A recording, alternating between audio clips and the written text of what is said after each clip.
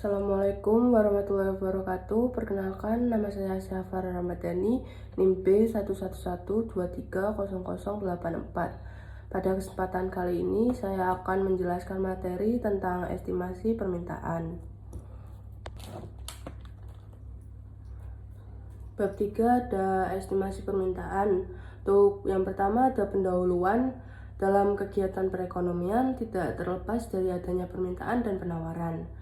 Kita juga mesti membedakan pengertian antara penafsiran dan perakiraan permintaan. Nilai penaksiran permintaan merupakan proses untuk menemukan nilai dari koefisien fungsi permintaan akan suatu produk pada masa kini. Sedangkan perakiraan permintaan merupakan proses menemukan nilai-nilai permintaan pada periode waktu yang akan datang. Nilai-nilai masa kini dibutuhkan untuk mengevaluasi optimalitas penentuan harga sekarang dan kebijaksanaan promosi dan untuk membuat keputusan sehari-hari.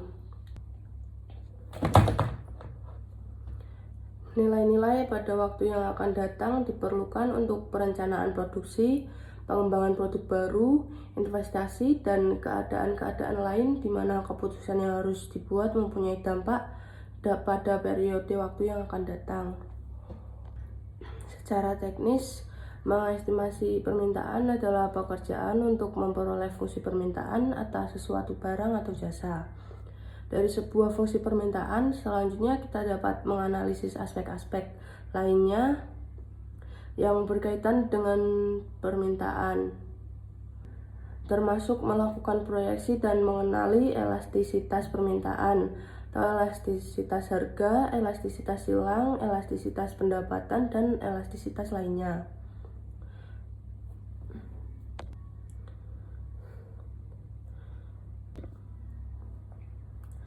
Terdapat beberapa pendekatan untuk mengestimasi permintaan, mulai dari yang sederhana hingga yang relatif kompleks. Di antaranya adalah melalui survei konsumen, klinik konsumen, eksperimen pasar, dan analisis regresi.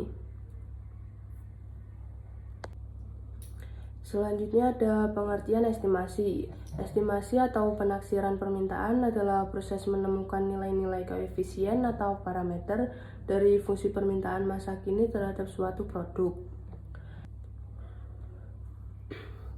di mana fungsi permintaan adalah fungsi dari variabel-variabel harga, iklan, pendapatan konsumen, tren, dan variabel-variabel lain yang mempengaruhi tingkat permintaan.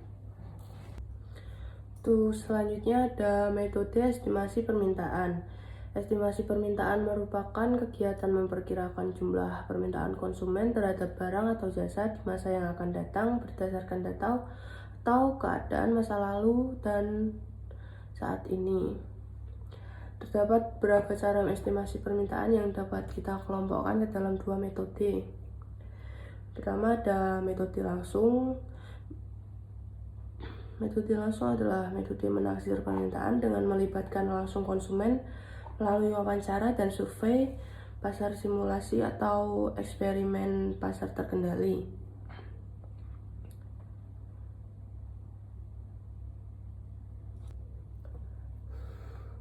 Ada beberapa contoh metode langsung. Untuk yang pertama ada customer survey atau suatu metode yang digunakan untuk mengetahui sikap dan persepsi para pelanggan dengan cara wawancara secara langsung atau memberikan kuesioner yang sudah dipersiapkan terlebih dahulu. Yang kedua ada metode observasi. Metode observasi adalah suatu metode yang digunakan untuk mengetahui perilaku konsumen atau pelanggan dengan cara pengamatan yang dilakukan oleh salesman yang ditugaskan oleh manajer perusahaan. Yang ketiga ada klinik konsumen. Klinik konsumen adalah pendekatan yang lainnya terhadap estimasi permintaan adalah klinik konsumen. Ini merupakan eksperimen laboratorium di mana sejumlah partisipan diberikan sejumlah uang tertentu dan diminta untuk membelanjakannya dalam suatu toko simulasi yang melihat bagaimana mereka memberikan reaksi terhadap perubahan dalam harga komoditas, pengemasan produk, pemajangan, harga produk pesaing, dan faktor lainnya yang mempengaruhi permintaan. Yang terakhir ada metode market experience. Yang terakhir ada metode market eksperimen. Metode market eksperimen adalah suatu cara untuk membuat estimasi permintaan dengan melakukan uji coba pada segmen pasar tertentu.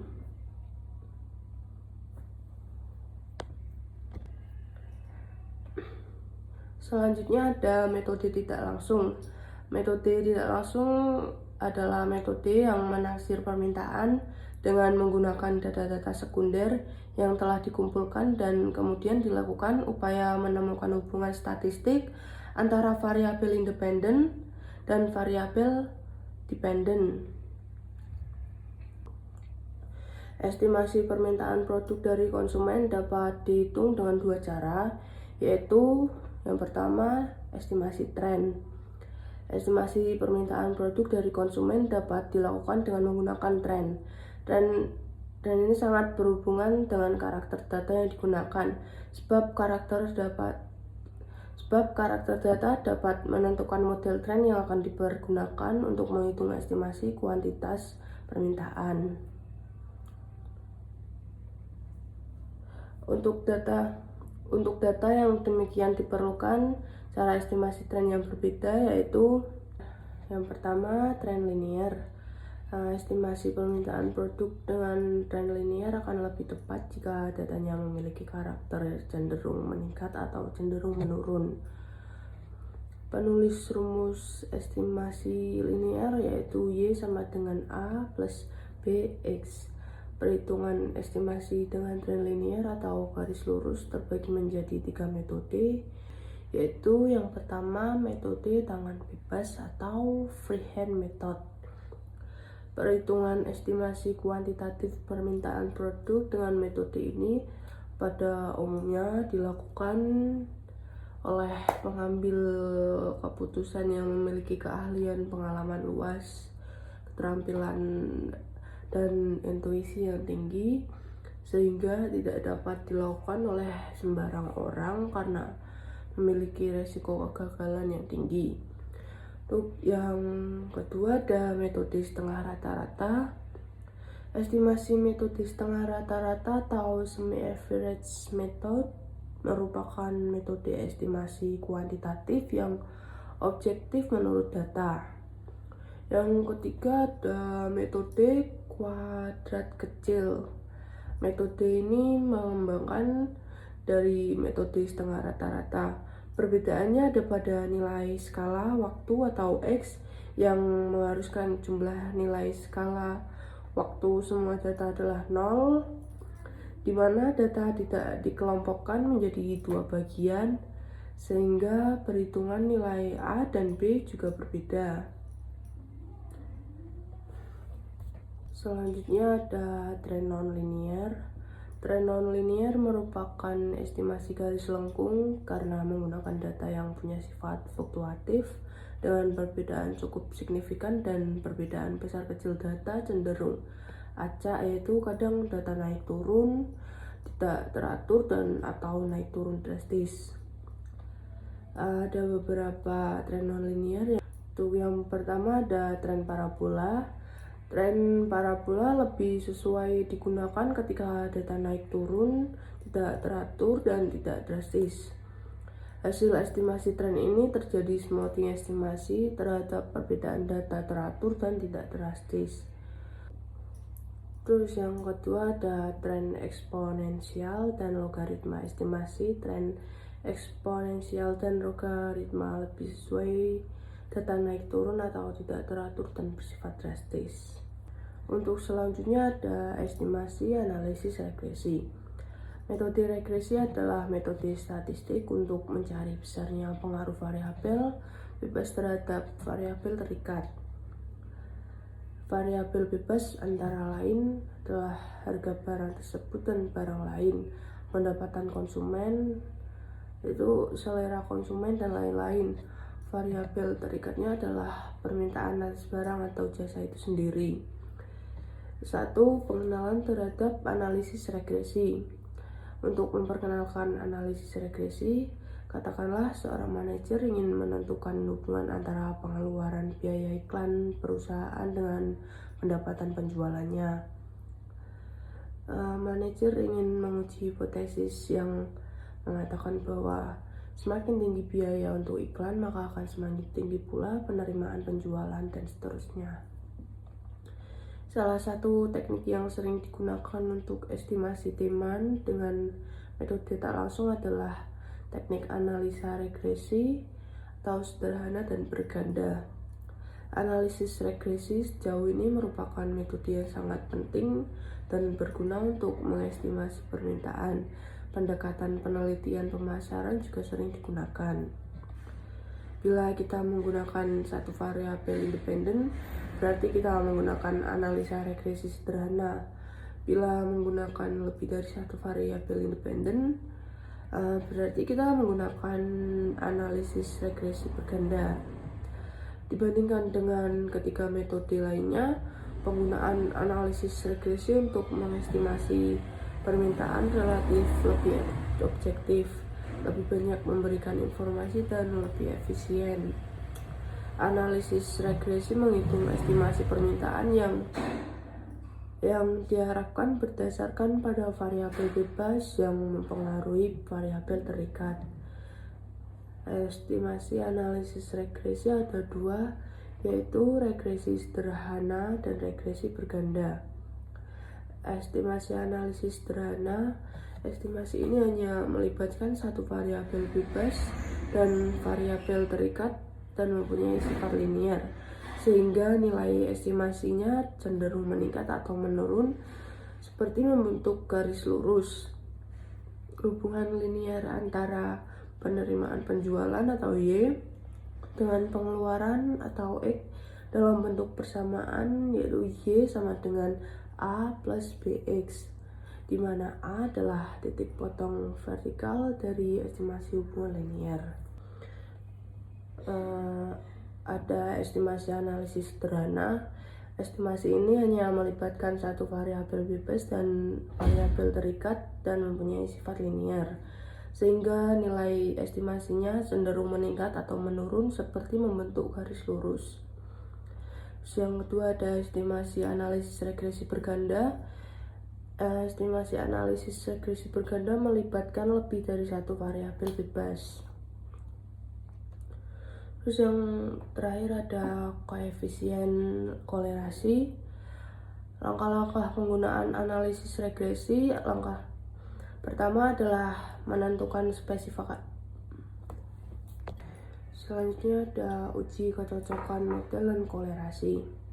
Kita dapat menguji kekuatan variabel penjelas secara keseluruhan dari keseluruhan regresi.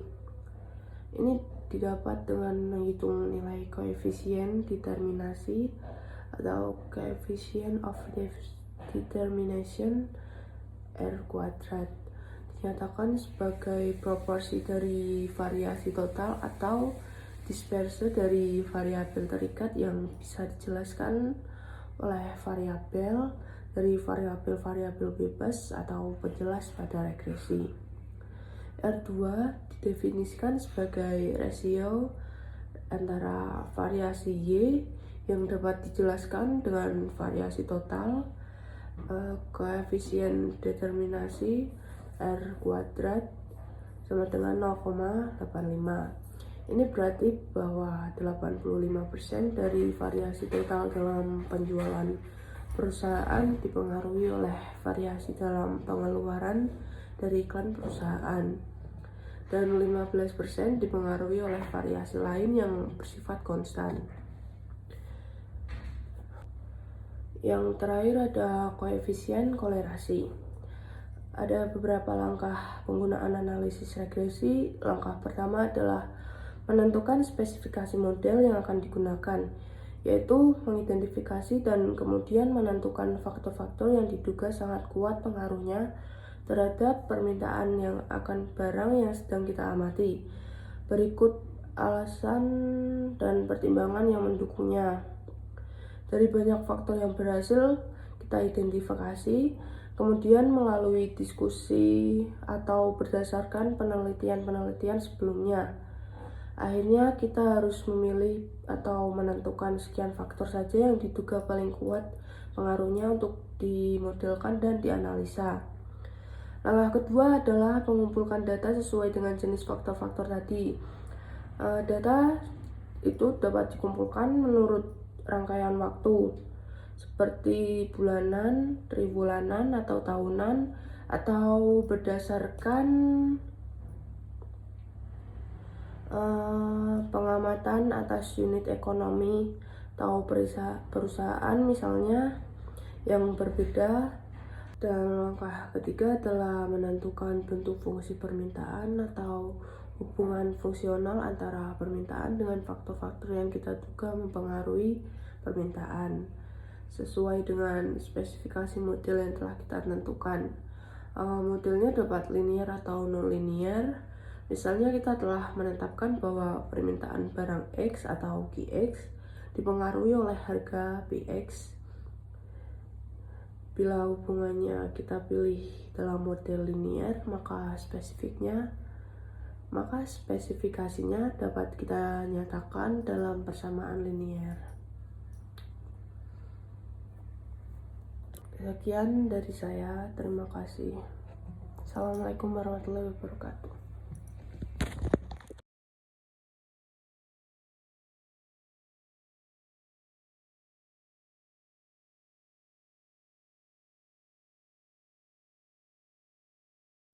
A few moments later.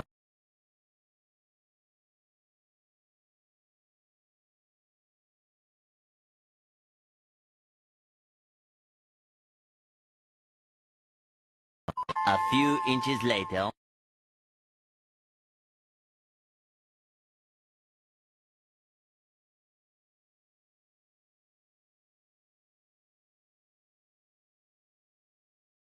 Two hours later. One eternity later.